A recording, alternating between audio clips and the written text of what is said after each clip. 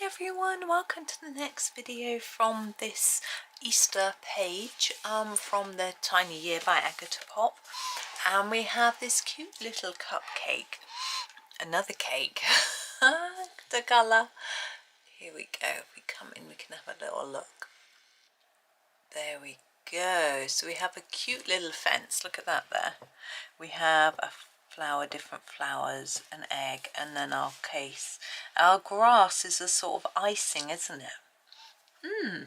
That's interesting. What I think I might do is do this grass icing on the top the same as the grass underneath, and then it'll sort of tie in a little bit.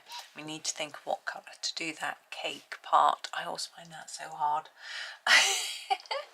But we'll have a go. We'll see what comes of it. Oh, I'm just shifting in my chair. The book is really quite far away from me because it's at the bottom of the page.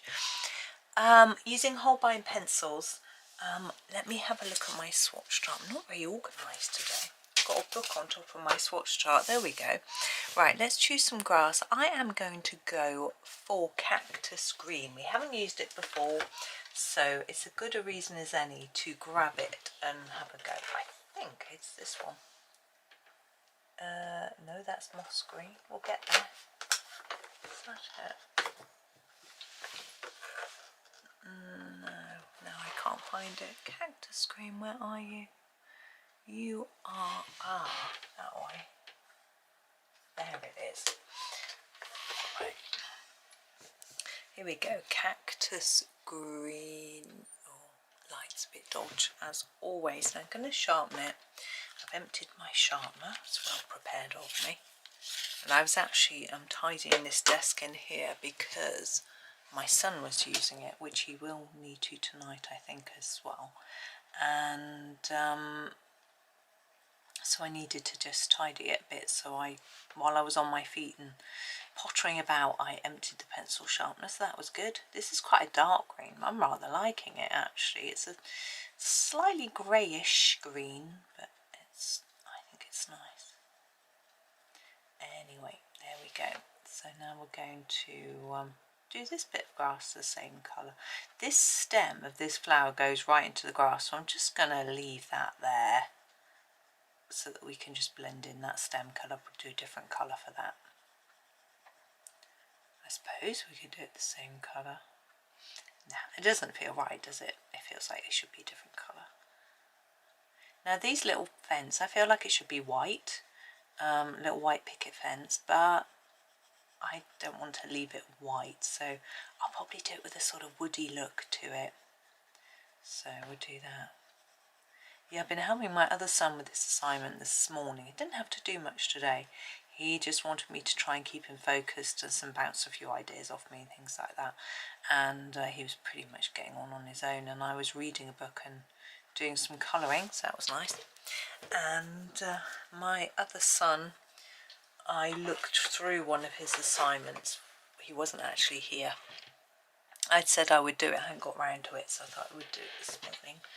And added in some, just a bits of feedback here and there and things like that. So yeah, so I was doing that. Yeah, I was reading a very interesting book. This is Moss Green by Ellen Langer, I think her name is, on mindfulness.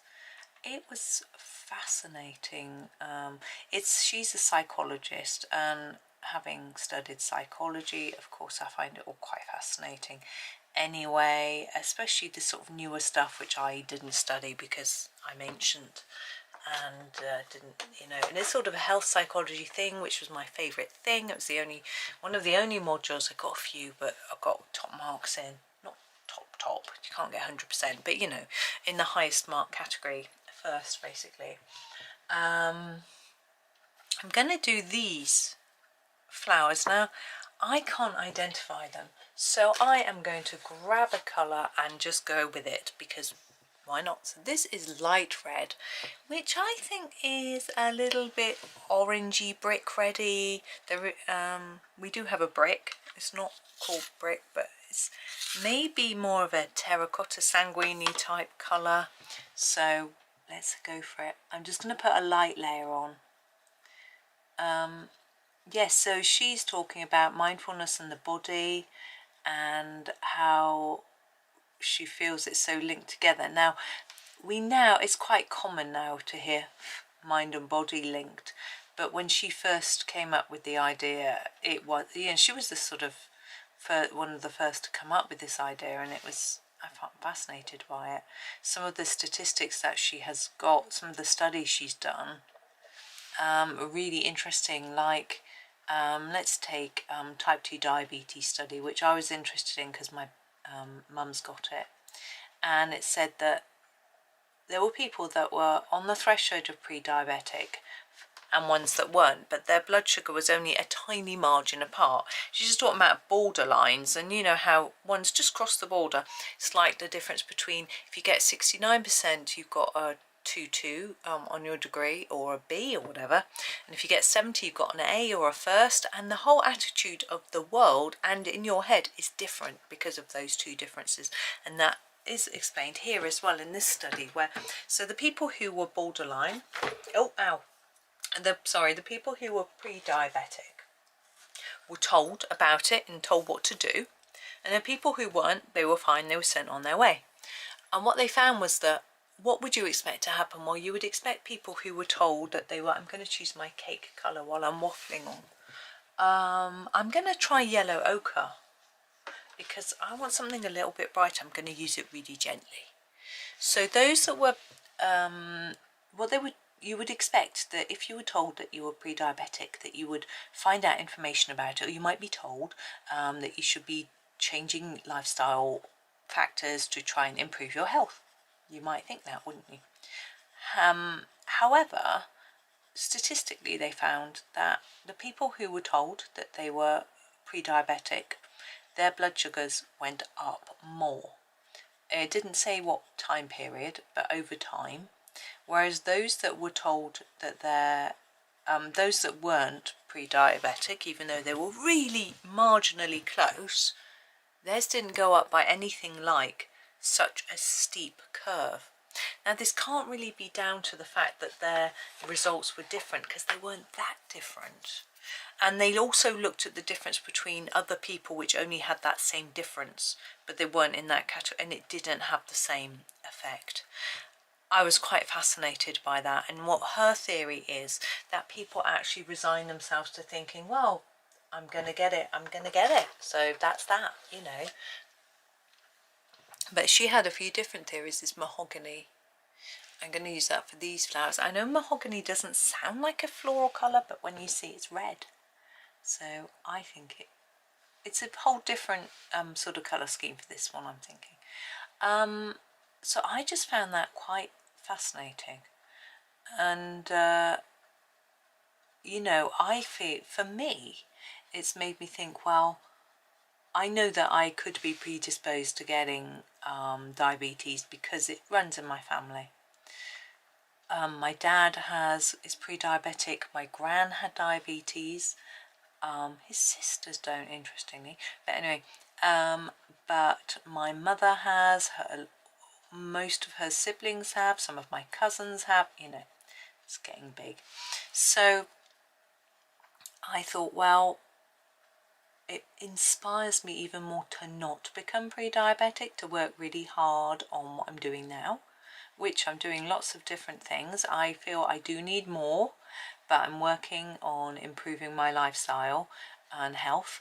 I mean, it's going to help my general health anyway, and my well-being, and my mental health, as well as my physical health.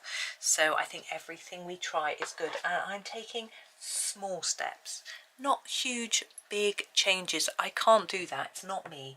If I try that, I just give up, you know. So it has to be little manageable changes. This is tan. I'm going to put the tan on the fence and then put some darker colours on after. So a long time ago I changed what I was and wasn't eating. So I increased the amount of vegetables, decreased the amount of sugar, that sort of thing, you know. And I'm still working on that, but I think I've got to a fairly good level of what I feel is a good way of doing things, without being too preoccupied with worrying about anything, just trying to make healthy choices, sort of thing. And then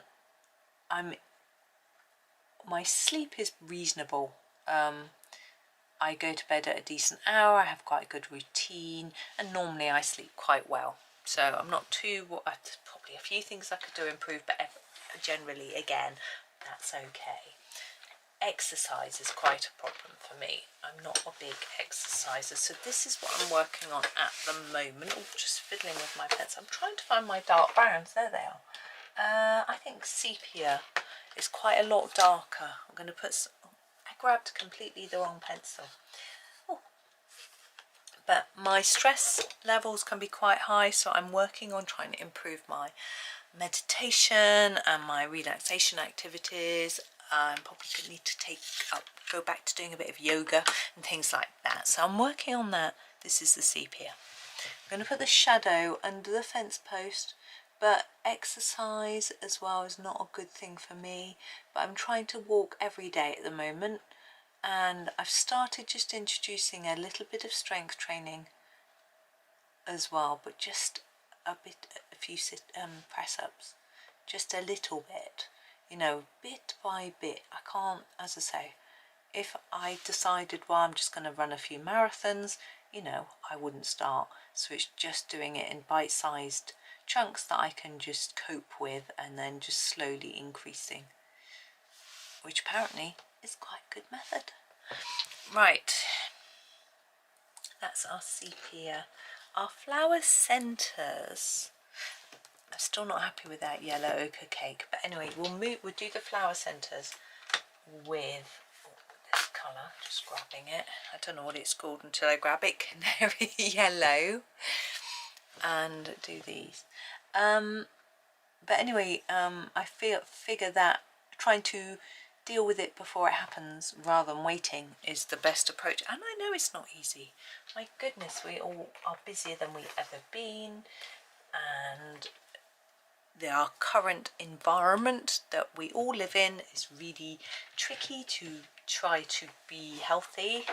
But you know, as I say, small changes. And I just, before I read that book I'm just talking about, I'm going to use this sap green for these leaves. I read the late Michael Mosley's One More Thing book, and it has, I think it's 30 little changes that you can make to improve your lifestyle. And his belief is, you know, habits aren't easy. They used to say that 21 days to form a new habit. He says actually that's been proved to be untrue, and it's anywhere between 18 and 300 and something. Wow. So no, I think that's what it was. I may be slightly misquoting, but you know, you get the idea. It isn't as easy as people like to make out. I'm just thinking about our Easter egg. What I want is a pastel red. Doesn't exist. Maybe we'll go for something a little bit different. Oh, I know. This is almost a pastel red. This is the ash rose. Can you see it's a sort of beigey colour? Use this. But his little tips were very good. I do one already, which I told you about probably in the last video. Standing on one leg while I'm brushing my teeth. It's to help your balance. I think it's great. But I started doing the press-ups because of his suggestion in his book.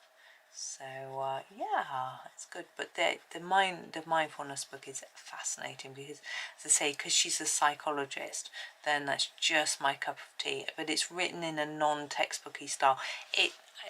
There are criticisms of the book on reviews saying it's a bit rambly, and that it isn't always well linked together.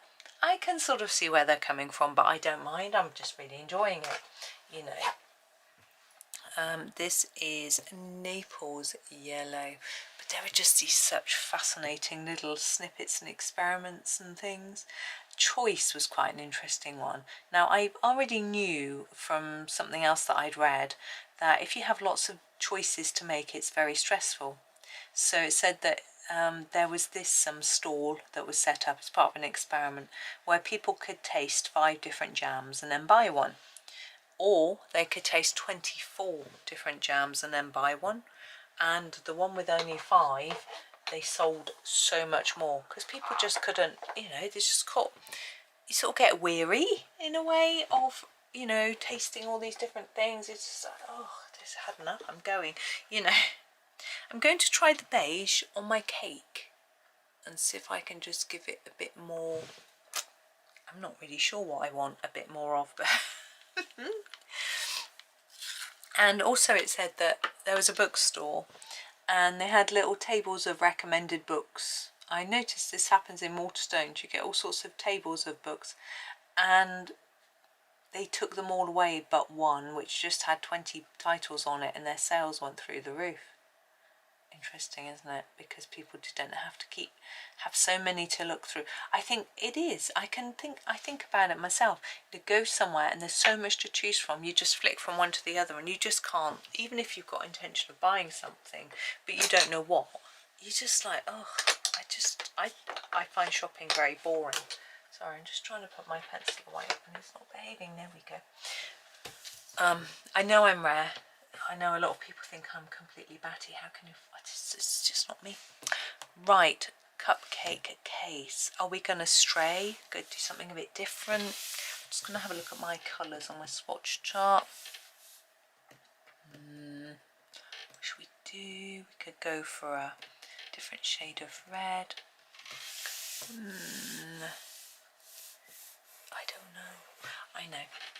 Let's turn to our reds and go with the wine red. I can't find it. There it is. Wine red. It might be a bit pinky, but I think it'll work. Wine red. So yeah, that was interesting. And what she said is, she was talking about how when she was young, she was trying to choose between jobs and universities or whatever it was, and she was writing pro and con lists, which is what someone had told her to do, and she kept reformulating them so that they always came up on one particular one. So her gut instinct was a particular place, and her belief is that just, you know, pick something and make it work for you. You're never going to know whether the other choice was better because you can't do that other choice, but just make what you've chosen work for you. And I thought that was quite interesting attitude, really. And also what you're choosing, because you might think, oh, let's think about choosing a job, for example. You know, is it going to be secure? Trying to follow the pattern of how these are drawn above. Is it, you know, am I going to be happy in 10 years time? It's really difficult to make that sort of choice. So only think about the things you know, what's going to work for me right now. You know, think about the pay, the distance from where you live, the opportunity, the actual role, things like that, so that you can actually make a decision based on information you know as much as you can know, rather than just trying to guess and trying to predict the future, which, you know, we just can't do, and then make it work, you know. But also nothing is necessarily forever, you know. We can change things most of the time.